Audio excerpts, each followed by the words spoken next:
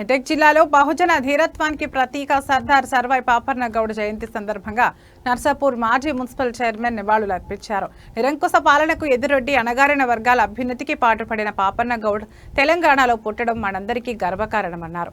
తెలంగాణ ప్రాంతాన్ని కాపాడిన వీరుడు సర్దార్ సర్వాయి పాపన్న గౌడ్ జయంతి సందర్భంగా ఆ మహానుభావుడిని స్మరించుకుంటున్నామని తెలిపారు. ఈ కార్యక్రమంలో మెదక్ జిల్లా అధ్యక్షులు దుర్గప్ప, అశోక్ గౌడ్, గౌడ సంఘ సభ్యులు తదితరులు పాల్గొన్నారు.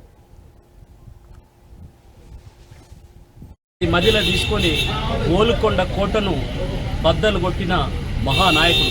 వారి ఆశయాల కోసానికి మనమందరం కూడా పనిచేయాలని సర్దార్ పాపన్న చరిత్రను ప్రజలకు తీసుకెళ్ళి వారి గుణగణాలను ఈ తరానికి గుర్తు చేసే విధంగా అందరం కూడా కలిసి పనిచేయాలని ఇక్కడ వచ్చిన వాళ్ళకి అందరికీ కూడా వివిధ పార్టీ నాయకులకు, బహుజన బిడ్డలకు మనస్ఫూర్తిగా సర్దార్ పాపన్న జయంతి సందర్భంగా శుభాకాంక్షలు తెలియజేస్తారు.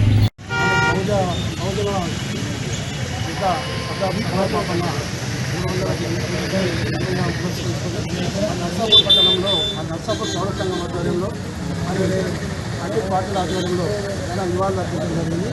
సర్దార్ పాపన్న ఆశయాలకు అనుగుణంగా ప్రతి ఒక్కరు పనిచేయాలని కోరుకుంటాం. ఎందుకంటే మన కుల వాళ్ళు వేసి దండలేసి స్లోగన్స్ ఇచ్చుకోవడమే కాకుండా వారి ఆశయాలు 12 కులాలను ఏకం చేసి అప్పుడు తెలంగాణ రాష్ట్రం నాశనం చేసిన వీరుడు కాబట్టి మరి అలాంటి వీరుని అడుగుజాడలో నడుస్తూ మన అందరం అన్ని కులాల మతాలకు అతీతంగా అన్ని కులాలు ఏకమై మరి బహుజన సాధన కోసం ముందుండాలని కోరుకుంటూ మరి అందరం కూడా సమిష్టిగా పోరాటం చేస్తేనే మరి బహుజనులకు రాజ్యాధికారం సాధ్యమవుతుంది. కాబట్టి మరి బహుజనులు అంతా ఏకమై మరి ముందుకు సాగాలని వారి కోరుతూ జై పాపన్న. పాపన్న